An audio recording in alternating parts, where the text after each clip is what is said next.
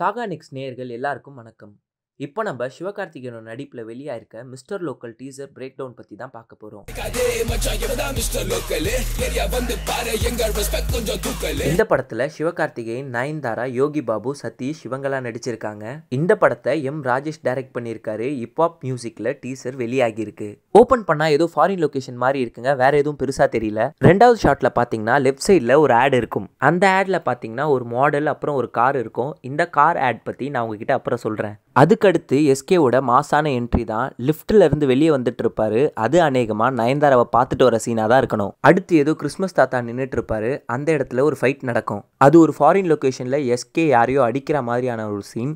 அநேகமாக நயன்தாராவோட ஆளுங்களாக தான் இருக்கும்னு நினைக்கிறேன். அடுத்த ஷாட்டில் பார்த்தா எஸ்கே ஒரு கார் மேலே உட்காந்துட்டு இருப்பாரு.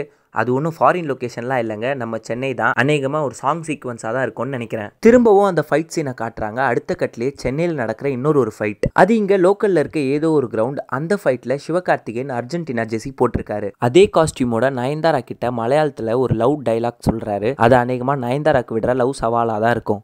மனசுல மறுபடியும் ஃபாரினில் நடக்கிற அந்த ஃபைட் சீனை காட்டுவாங்க. அப்போ தான் எஸ்கே அவருடைய பேரை சொல்லுவார். என் பேர் மனோகர். அந்த நேம் ஒன்றும் மாசாக இருக்காதுங்க. ஆனால் அதுக்கப்புறம் மிஸ்டர் லோக்கல் அப்படின்னு சொல்லுவாரு. அது கெத்தா இருக்கும். மிஸ்டர் லோக்கல்னு கூப்பிடுவாங்க. அதுக்கப்புறம் நயன் சொடக்கு போட்டு சவால் விடுறாங்க. இந்த சீன்லயே தெரியுது நயன் ஒரு பணக்கார வீட்டு பொண்ணுன்னு. அடுத்த ஷாட்ல பார்த்தீங்கன்னா நயன்தாரா ரொம்ப ஸ்டைலாக நடந்து வருவாங்க. பார்க்கறதுக்கு நண்பேண்டா படம் சீன் மாதிரியே இருக்கும்.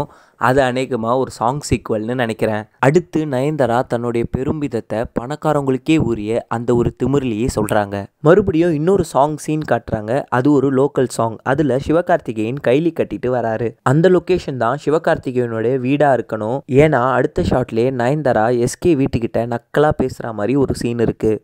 நெக்ஸ்ட் பார்த்தா சிவகார்த்திகேயன் நயன்தாரா வீட்டுக்கு போய் சவால் விடுறாரு. அது அநேகமாக நயன்தாராவை லவ் பண்ண வைப்பேன் அப்படின்ற மாதிரி சொல்லுவாருன்னு நினைக்கிறேன். அடுத்த ஷாட்டில் சிவகார்த்திகேயன், யோகி பாபு, நயன்தாரா அப்புறம் இன்னொருத்தர் அநேகமாக தம்பி ராமையான்னு நினைக்கிறேன், அவங்கெல்லாம் பேசுகிற மாதிரி ஒரு சீன் காட்டுவாங்க. அடுத்து அதுக்கு ரிலேட்டடாக ஒரு சீன் காட்டுவாங்க. அந்த சீனில் நயன்தாரா கால் பேசிகிட்டு இருப்பாங்க. பின்னாடி யோகி பாபு இதே காஸ்டியூமில் நடந்து போயிட்டு இருப்பாரு. அவங்கெல்லாம் பேசுகிற மாதிரி ஒரு சீன் காட்டுவாங்க.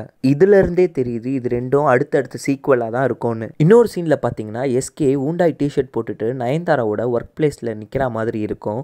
அங்கே நின்று நயன்தாராவை திட்டிட்டு இருப்பாருன்னு நினைக்கிறேன். ஏன்னா அடுத்த ஷாட்லேயே எஸ்கேவை நயன்தாரா அடிக்கிற மாதிரியான ஒரு சீன் இருக்கும். கடைசியாக ஒரு சீனில் மெட்ரோபாலிட்டன் கோர்ட்டு வாசலில் நின்று ரஜினியோட ஸ்டைலில் சவால் விட்டுட்டு இருப்பாரு. அங்கே சதீஷ் வந்து கூப்பிட்டு போவார். கீர்த்தனா இதுல கவனிக்க வேண்டிய விஷயம் பார்த்தீங்கன்னா ஃபர்ஸ்டே நம்ம ஐடென்டிஃபை பண்ண அந்த கார் ஆட் கம்பெனி தான் அநேகமா அது சிவகார்த்திகேயனோட கம்பெனின்னு நினைக்கிறேன். சிவகார்த்திகேயன் இதுல ஒரு லோக்கலான ஆளா இருப்பாரு. அண்ட் நயன்தாராவை ஒரு பிசினஸ் உமனா காட்டியிருப்பாங்க. இந்த படத்துல நம்ம சிவகார்த்திகேயன் ரஜினியாவும் நயன்தாரா